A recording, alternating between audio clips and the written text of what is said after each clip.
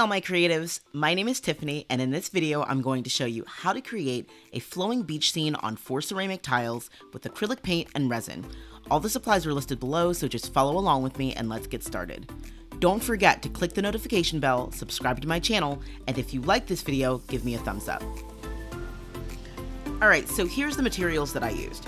Once you make the resin, you want to divide the resin out. I needed 4 ounces of resin total, and I had 6 different colors. So I used 1 ounce of resin for each blue, 0.3 ounces for the wet sand, and 0.5 ounces for the dry sand. And the remaining resin was for the white, which resembled the foam on top of the waves. So what I did was I added a little drop of acrylic paint to each cup of resin, and then I just mixed, and I was ready to go. So here you'll see that I am at a diagonal angle starting to pour my blues. So the first section was my darkest blue to represent deep water. My second section was my regular or medium color blue. And then the next section is my turquoise. And I had a little bit of regular blue left over. You'll see in the cup right there to the left. So I just went ahead and poured that after the turquoise.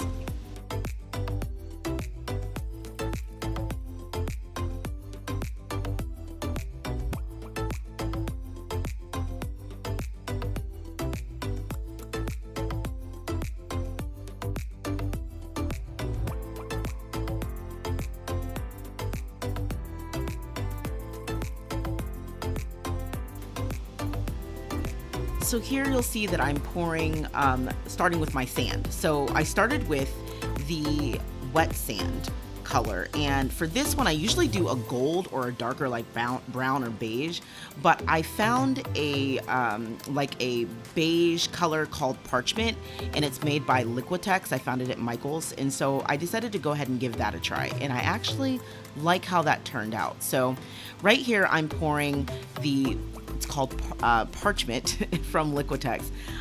So I'm pouring that color to resemble the wet sand, and right here I'm just using my heat gun to pop any bubbles that may appear in my resin, and I'm making sure that I go really quickly over the resin so that I don't burn the resin and I don't damage the tiles. So lastly, I have my gold. That's gonna represent, I kind of did it backwards this time. That represents the dry sand.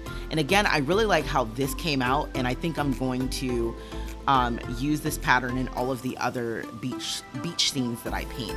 So I scraped all my gold, not yellow, Lord. I scraped all of my gold resin out, and I looked at it and I was like, oh my God, I don't have enough resin. Don't panic. Okay, you'll see what I do in a little bit. And so here, this is the last amount of resin that I have. The last cup of resin is the white to represent the foam. And what I learned so far from practicing my beach scenes was to try not to pour in the design that I want, just pour and then create the design that I want.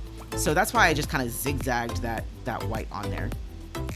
So this is like the second time that I'm using my husband's airbrush machine, and I think I actually I'm getting pretty okay with using this, like knowing which angle to use to like point the nozzle in and all that jazz to get the effect that I really want. So I'm actually pretty proud of myself. So here I'm just trying to blend the colors. So normally I would have waited until I blended all of the colors, and then I would have went back and drizzled the white on for the foam. But looking at this video now, I actually should probably just do it how I did it in this video. It came out really nice, and the foam on the waves looked really natural. Now, here's where I went off the rails, okay? I was supposed to use the airbrush gun for the entire piece, like to blow out the entire piece and to kind of like do all of the designs and stuff and blending, but for some reason I thought it was a good idea to just use my fingers, just get in there and start smearing stuff, and it turned out really nice. So I didn't really have a plan of what I wanted to do when I was smearing this stuff. I just knew I didn't want to make any more resin, and I needed to make this work, and I needed to spread the gold resin to cover the rest of the uncovered part of that tile. And again, it actually worked out really well.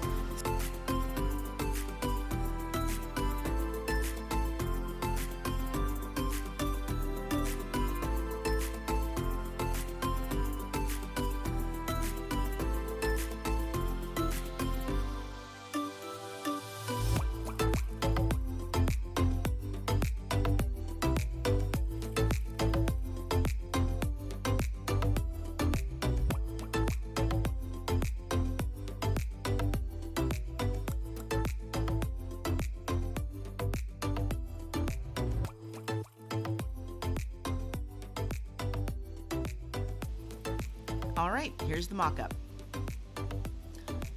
So this is what the finished product would look like if it were laid out in a pattern as a backsplash on your wall in your kitchen. I hope you guys enjoyed the tutorial. If you like this video, give me a thumbs up. Bye guys.